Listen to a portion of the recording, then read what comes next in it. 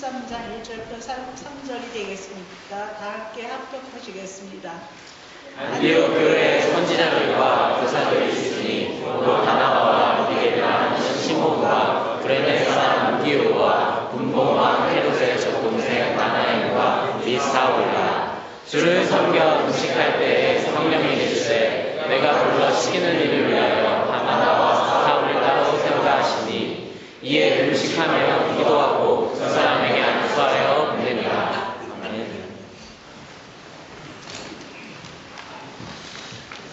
자, 오늘은 예배를 회복하자라는 제목을 가지고 말씀을 나누도록 하겠습니다. 교회가 어떤 일을 할 때, 또 교인들이 어떤 일을 할 때 그 출발점이 있습니다.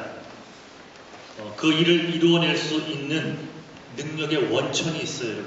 이렇게 헌신하고 하나님을 위해 봉사할 수 있는 그 힘의 원천이 있습니다.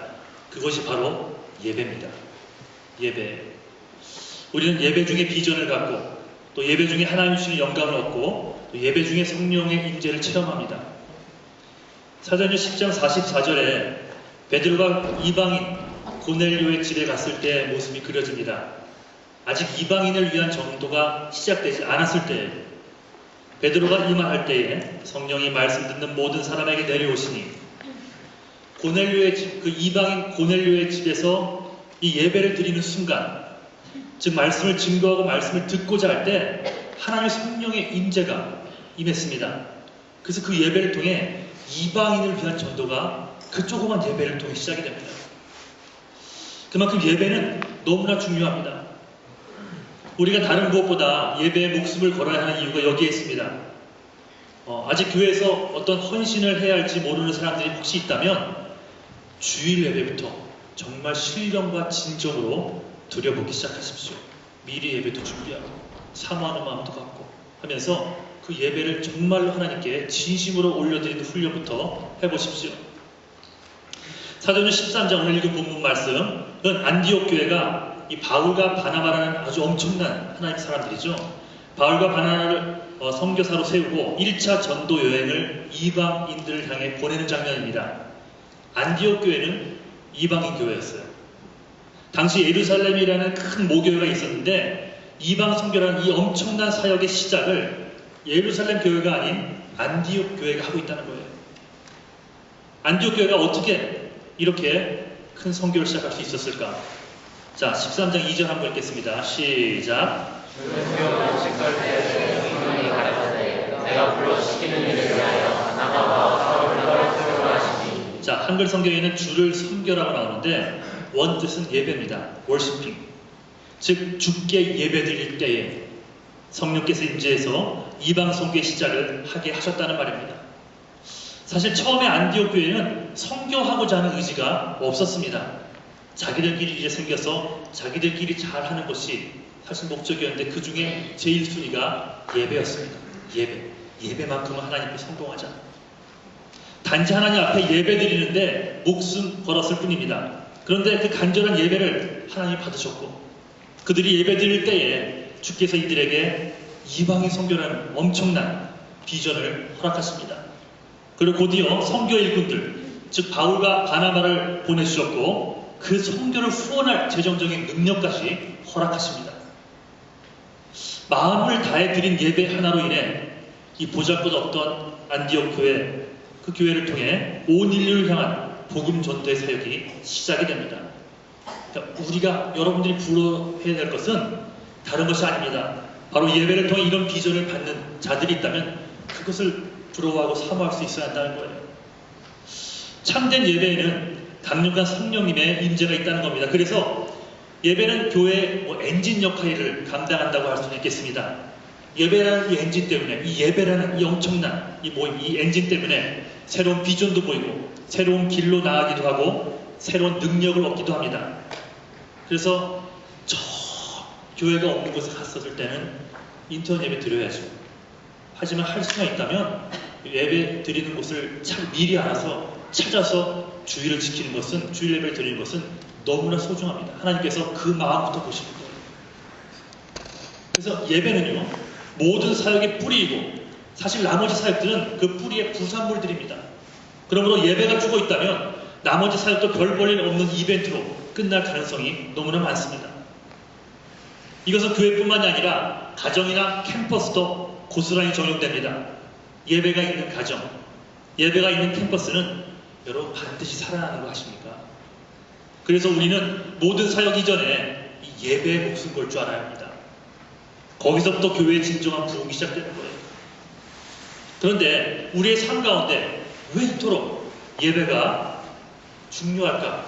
정말 예배를 강조하고 또 강조하긴 하는데 왜 예배가 이렇게 중요할까? 그것은 예배가 회복될 때 여러분들의 삶에 나타나는 소중한 열매들이 있기 때문입니다.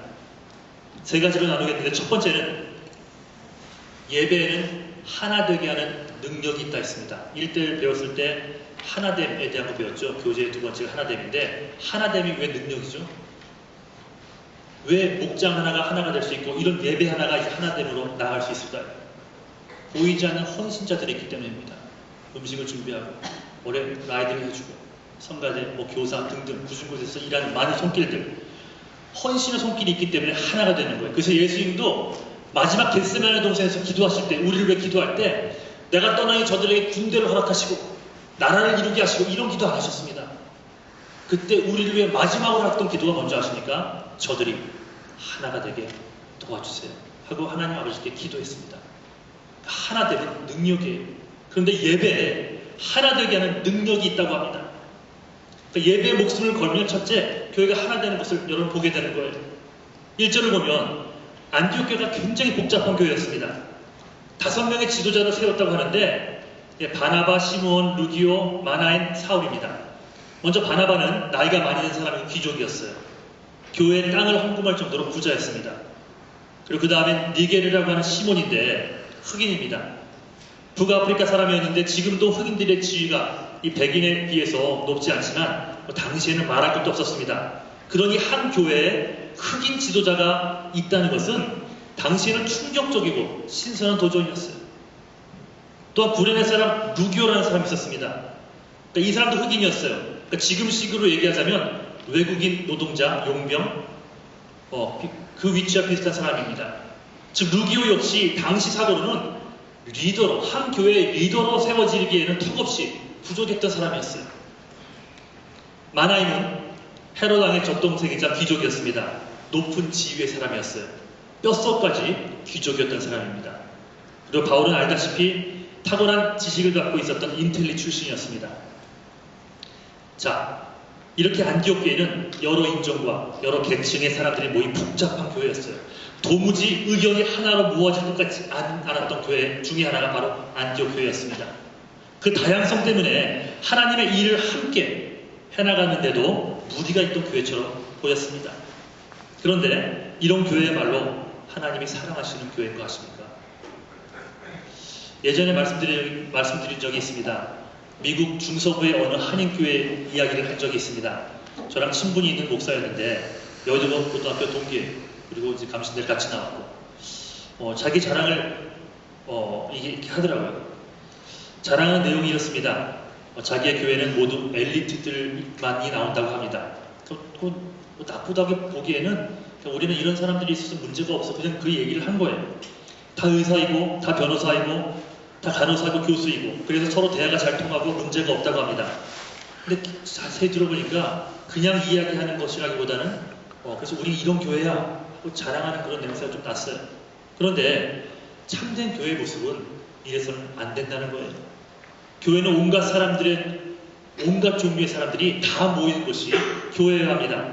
배경이 다른 사람들, 가난한 자, 풍족한 자, 많이 배운 자, 못 배운 자, 건강한 자, 허약한 자, 온갖 종류의 사람들이 다 모이지만 예수 그리스도 십자가 앞에서 다른 이유는 없어요, 여러분. 그리스도 예수의 십자가 앞에서 하나가 될 수 있는 곳이 바로 교회입니다. 그것이 교회의 능력이에요. 그것이 능력이에요, 여러분. 서로 다른 배경, 서로 아픔이 다른 그런 사람들이 와서 이 안에서 따뜻함을 느끼고 회복이 될 수 있다면 그게 정말 하나님 기뻐하시는 교회가 되는 것입니다. 사실 이렇게 다양한 계층이 모이게 되면 반드시 문제가 일어날 수밖에 없습니다. 그럼에도 불구하고 안디옥 교회가 하나가 되었다는 거예요. 어떻게 이것이 가능했을까? 그들의 중심은 오직 하나였습니다. 예수 그리스도를 중심에 모시고 신령과 진정으로 예배 드리는데 목숨 걸었던 자예요. 그리스도가 중심이 되면 여러분 예배는 살아날 수밖에 없습니다. 예배가 살아나면 서로 다른 이들이 하나가 될 수밖에 없어요. 서로 다른 생각, 서로 다른 피부, 학연, 지연 등등이 드러나지 않고 우리의 대화 가운데, 이야기 가운데 오직 예수 안에서 하나됨이 가능해진다는 말입니다. 우리 교회가 보통 100여 명 정도 예배를 드립니다. 특히 매해 30명에서 40명 정도 청년들이 졸업하고 그만큼의 숫자가 신입생으로 들어옵니다. 그런데 새 신자들의 모습이 너무 다릅니다. 한 명도 같은 사람이 없어요. 뭐 예를 들어볼까요? 말수가 모경이보다 더 없는 에린이, 농구만 할 때면 승부욕이 발동하는 지훈이, 블랙갱으로 주변을 힘들게 하는 승희, 볼링 애벌레가 170여 되는 연약한 백의의 천사 후보 승현이, 말수가 없으나 따뜻한 심장을 가졌다는 성훈이, 갑자기 머리를 밀고 와서는 엄청 후회하는 민수, 유아 신입생 여자 팔씨름 및 제일교회 팔씨름 초대대회 우승자 회인이 놀랬어요.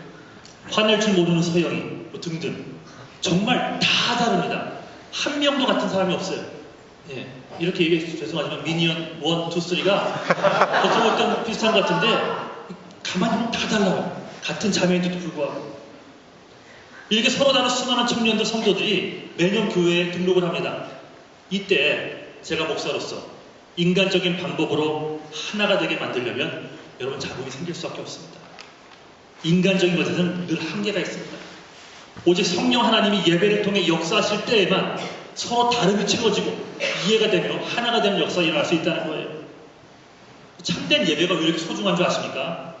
성도들이 서로의 다름을 이해해주고 그렇잖아요. 알면서도 이해해주는 모습, 때로는 알면서도 침묵해주는 모습, 또 서로를 조건 없이 섬겨주고 분명히 내가 섬겨주면 뭐가 와야 되는데 줄 게 없어요. 그걸 알면도 불구하고 나를 위해 또 아이들을 주고 헌신하는 사람들, 서로 사랑하고 용서해 줄 수 있는 능력이, 그 따뜻함이 바로 참된 예배를 통해 이루어지기 때문입니다.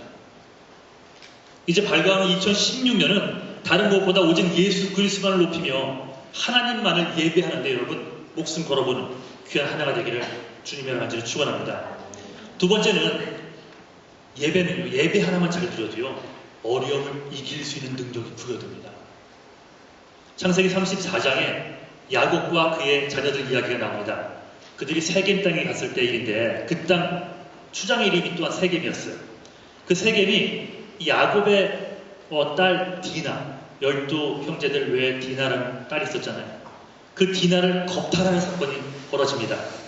그러자 이에 분노한 디나의 두 오빠, 즉 시므온과 레위가 자기들의 권속들 부하들을 이끌고 거짓 협정으로 이 세겜을 부족들 다 속이고요. 그들을 몰살시키는 일이 벌어집니다. 복수한 겁니다.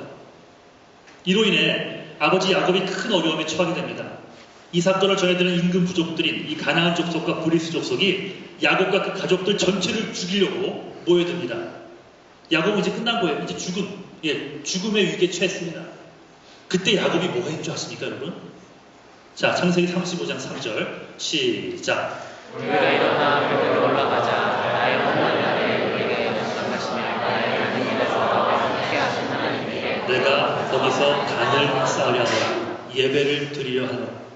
우리 역시 많은 문제를 안고 살아갑니다. 어떤 일은 가슴이 찢어질 정도의 오해와 소문으로 아파하기도 하고, 어떤 일은 뜻하지 않은 가족의 건강 악화로 눈물 흘리기도 하고, 어떤 일은 학비가 없어서 먹고 살 길이 없어 절망 가운데 살아가기도 합니다. 하나님이 아니면 해결할 수 없는 수많은 아픔 가운데 살아가는 자들이 이 자리에도 얼마나 많은지 모릅니다. 그런데 야곱이요, 이 사건이 팡 터지고 나자 어디서부터 문제를 푸는지 아십니까? 부족 간의 정치적인 외교, 이들의 마음을 누그러뜨려 줄 만한 물질들, 이들을 물리쳐줄 또 다른 부족의 도움? 아니었습니다. 야곱은 문제가 터지자 예배로부터 그 문제를 풀고자 했습니다. 내가 거기서 단을 쌓으려 하노라. 예배드리기를 원하노라. 환난 날에 예배부터 다시 회복하길 원합니다. 자기와 자기 가족들의 영적인 상태를 바라봤을까요? 회개가 필요하다는 걸 알았을까요? 예배하러 단을 쌓으러 그곳으로 달려가는 야곱의 모습을 발견합니다. 창세기 35장을 읽어보시면 그가 간절히 하나님께 예배 드리는 모습부터 회복하자 어떤 일이 벌어진 줄 아십니까? 모든 위기에서 벗어나게 됩니다. 오히려 수적으로 우세했던 적들이 이 보잘것 없었던 야곱의 부족을 두려워하는 일들이 생깁니다. 그래서 역전의 역사가 일어나는 거예요. 그러므로 성도가 배워야 하고 성도가 꼭 지녀야 하며 또한 교회가 강조하고 또 강조해야 되는 것이 무엇이냐? 환난과 위기, 특별히 마음이 찢어질 정도로 아픈 일이 생겼을 때 자꾸 다른 것으로 풀려하지 말고 예배로부터 풀고 나가야 한다는 것입니다. 하나님과의 관계가 풀어지면 인간과의 관계도 그 문제도 풀어지게 되어 있어요. 예배가 회복되어야지 삶의 문제가 풀리게 되어 있다는 말입니다. 악한 마귀는 우리가 예배의 자리에 나올 때 그냥 예배 드리는 것 말고 정말 신령과 진정으로 예배부터 다시 드림으로 그 문제를 풀려 할 때 가장 두려웠답니다. 가장 무서워합니다. 참된 예배 하나가 그토록 중요한 거예요. 미국에 처음 왔던 청교도들 메이플라워에 102명이 타고 미 대륙을 향해 나아갑니다. 그들이 얼마나 많은 위기들이 있었습니까? 그러니까 기아의 위기, 먹고 사는 것에 대한 문제, 내분의 위기, 또 멸절의 위기, 많은 위기가 있었는데 그때마다 그 부모 세대들이요 자녀들에게 계속 강조했던 것이 뭔지 아십니까? 그 모든 문제를 예배를 통해 풀었습니다. 예배를 통해 미대륙에 도착하자마자 가장 먼저 예배를 드렸고 또한 축복식을 거두고 난 다음에도 예배부터 드렸고 그것이 추수감사절의 유래가 된 거 아닙니까? 그 예배로부터 풀려 할 때 내게 닥친 문제들이 풀어지는 능력이 생긴다는 겁니다. 혹시 이 자리에 가슴이 터질 듯한 문제로 고민하는 자들이 있습니까? 그렇다면 여러분의 예배의 삶부터 다시 회복하십시오. 다른 데서 문제를 풀려 하지 말고 오직 예수 그리스도의 이름에만 마음을 두며 신령과 진정으로 드리는 예배의 자리부터 회복하는 그래서 이 환난 날에 이 환난을 능히 이겨낸 여러분 되시기를 주님의 아주 축원합니다. 마지막 세 번째는 예배는요 우리에게 꿈과 비전을 준다는 겁니다. 꿈과 비전이 사라지면 여러분 그 사람 자살하는 거 아닙니까? 그게 심해지면 살아갈 이유, 살아갈 꿈, 비전이 없으면 그 사람 그게 사라졌을 때 그게 이루어지지 않았을 때 그냥 무너져 버립니다. 참된 예배를 드릴 때 하나님은 우리가 붙들고 갖고 살아갈 이유를 허락하신다는 겁니다. 안디옥 교회는 예배 중에 음성을 듣고 땅 끝을 보기 시작합니다. 안디옥 교회는 원래 이렇게 비전이 있던 교회가 아니었어요. 하지만 예배를 제대로 드리기 시작하니까 눈이 열리더라는 겁니다. 대충 예배를 드리는 사람들이 얼마나 많습니까? 예배를 우습게 여기는 자들이 굉장히 많아요. 하지만 예배는 우리의 삶의 우선순위가 되어야 합니다. 힘들수록, 어려울수록, 바쁠수록, 그리고 심지어는 교회 내에 원수가 생겼을수록, 시험 드는 일이 생길수록 여러분이 더 회복해야 될 것은 예배입니다. 왜? 하나님이 손수 찾으시는 분이 있어요. 곧 신령과 진정으로 예배드리는 자들을 찾으신다고 약속하셨습니다. 요한복음 4장 23절 24절 시작.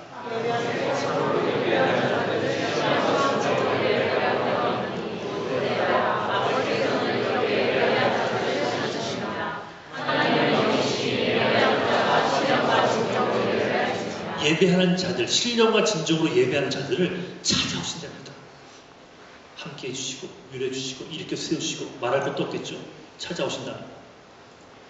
안디옥 교회가 신령과 진정으로 예배를 드리게 되자 그들은 예배를 통해서 무엇을 해야 할지를 깨달은 거예요. 또한 그 일을 위해 누구를 세워야 될지를 알게 됩니다. 그것이 바로 바울과 바나바였죠. 예배를 잘 드리는 교회는 비전이 충만합니다. 다른 것은 몰라도 여러분 방향만큼은 정확해집니다. 여러분 이 시대의 문제가 뭡니까?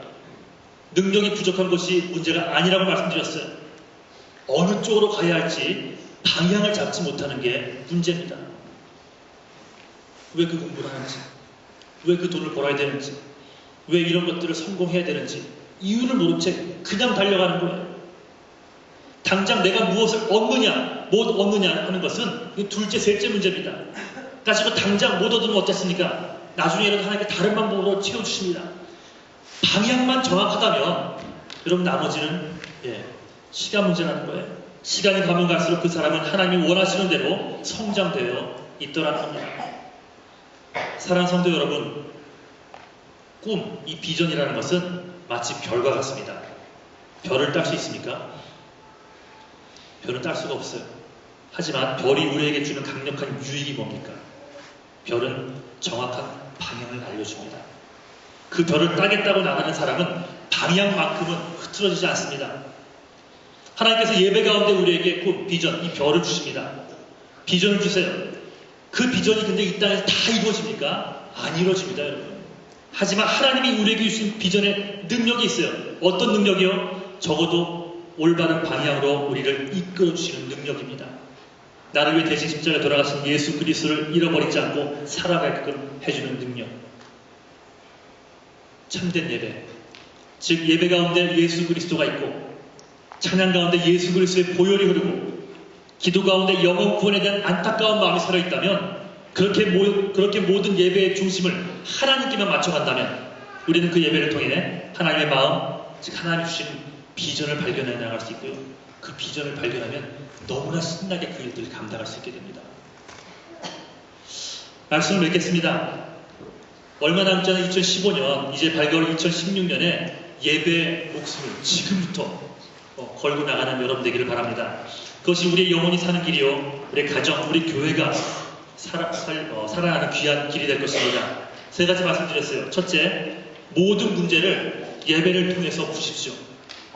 예배 하나만 붙들어도 승리한다 했습니다. 예배를 붙들면 가족도 하나가 되고 교회도 하나가 되는 그런 일들이 일어납니다. 주 안에서 하나 되는 능력이라 했는데 그 능력은 제대로 드려지는 예배에 있음을 잊지 않기를 간절히 축원합니다. 또한 두 번째, 예배는 어려움을 이겨내는 능력이 있다 했습니다. 삶의 어려움을 경험할수록 가슴이 미어지는 일이 생길수록 예배의 자리를 더 회복하십시오.